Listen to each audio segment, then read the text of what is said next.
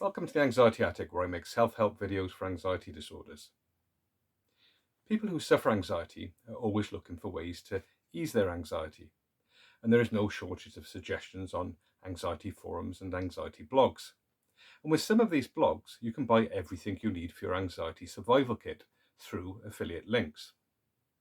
The blogger is happy as they are making money, and the people with anxiety are happy because they have a whole bag of things to help their anxiety when they go out.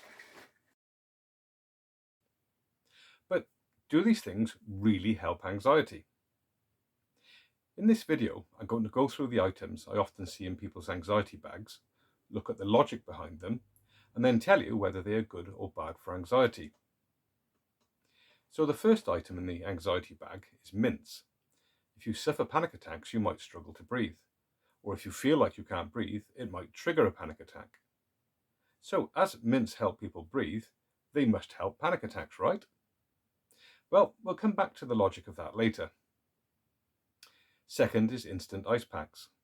These are popular because many people associate feeling hot with anxiety, so they place one on their neck to cool down, or they might use a fan or a water spray.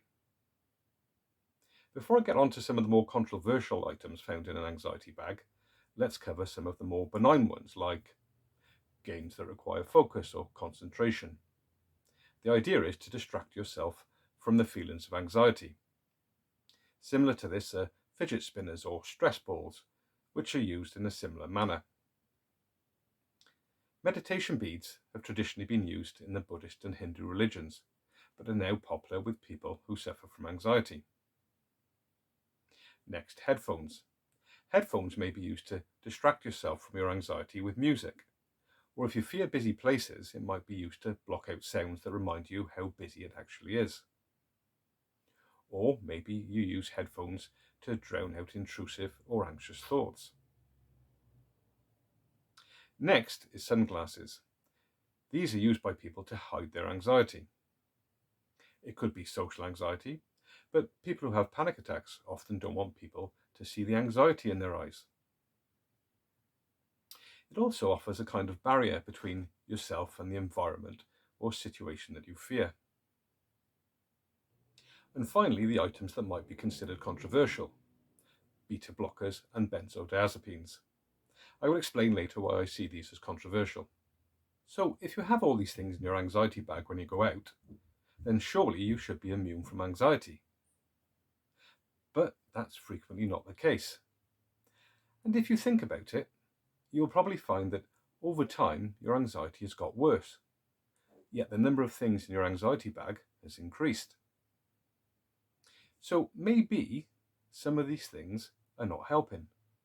Maybe they're actually making your anxiety worse in the long term. To understand why that is, you have to understand how the brain works. To keep it simple, the outer part of the brain does all the clever stuff: coordination, problem solving, maths, language, image processing, sound processing, and so on.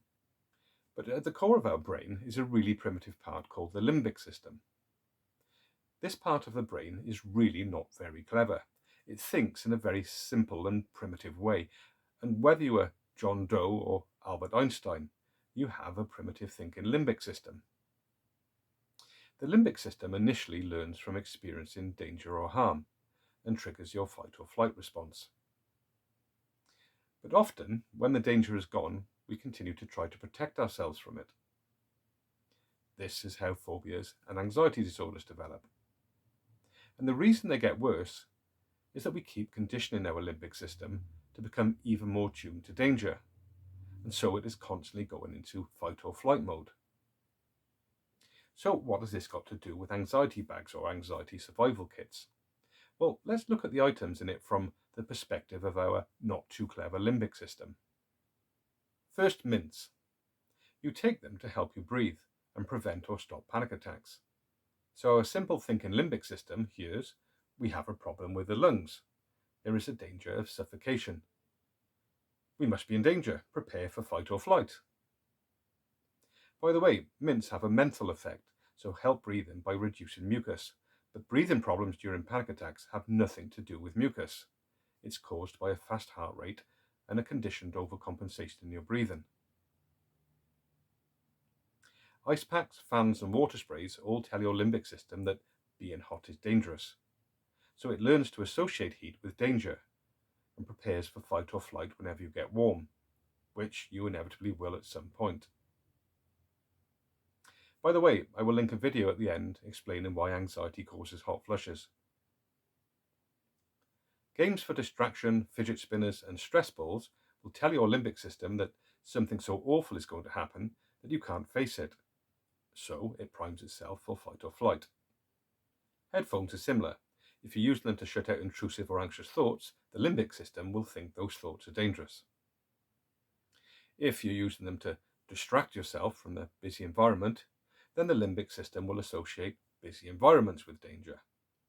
Either way, the limbic system will prepare for fight or flight.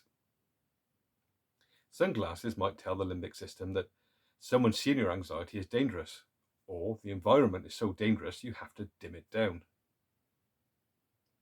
Just to be clear here, there is nothing wrong with wearing sunglasses on a sunny day, or even for fashion.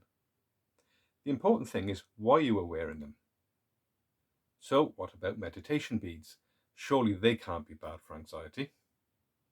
Well, again, it comes back to why you are using them.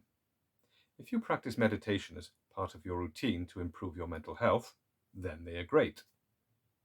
But if you're using them to try and shut out anxious thoughts or feelings, then the simplistic thinking limbic system will think those thoughts and feelings are linked to a real danger, which unfortunately makes it create even more anxious thoughts and feelings. Now for the controversial one, beta blockers and benzodiazepines. I have to tread very carefully here. I'm not qualified to advise on medication, so what I'm giving you is just my personal opinion. Medications like these are usually prescribed by psychiatrists who will understand your needs much better than I ever can. But I would like to think that these sorts of medications are only prescribed in the most severe cases, and hopefully only when less drastic treatments like therapy have not helped. But this is the problem I have with these medications from a limbic system point of view. Beta blockers were developed to treat heart failure, arrhythmias, and high blood pressure. They block the release of stress hormones, which slows the heart rate. The problem is, if you use a beta blocker every time you feel panicky, you never learn that the body can naturally bring the heart rate down on its own, if you just give it enough time. And I know that's hard to believe in the middle of a panic attack that feels like it will last forever. But no panic attack lasts forever. And there are natural ways that you can tell your limbic system that there is no danger, which will shorten the duration of a panic attack. I will link a video at the end on that subject. Benzodiazepines work in a different way. They basically sedate you, which again stops you finding more natural ways to reduce your anxiety. And frequent use of them can lead to dependency. So I really hope that they're only being used as a last resort when token therapies and less drastic medication have not helped. Now I know the thought of not having your anxiety back probably makes you feel uncomfortable. You might even feel a little bit angry with me for challenging things that you may see as essential. But I'm not suggesting you suddenly leave your anxiety bag at home, as that itself would provoke huge anxiety. But gradually reducing your dependency on these things will gradually teach your limbic system that you are not going out into a dangerous world, and so it won't be so keen to trigger the fight or flight response. And that is exactly what anxiety is. It's a confused limbic system incorrectly preparing the body for a danger that isn't there. But it can be retrained, and that's what many of my videos teach you to do. So make sure you subscribe. If you want to watch the video explaining why anxiety causes hot flushes, click here. If you want to see how to shorten the duration of a panic attack, click here.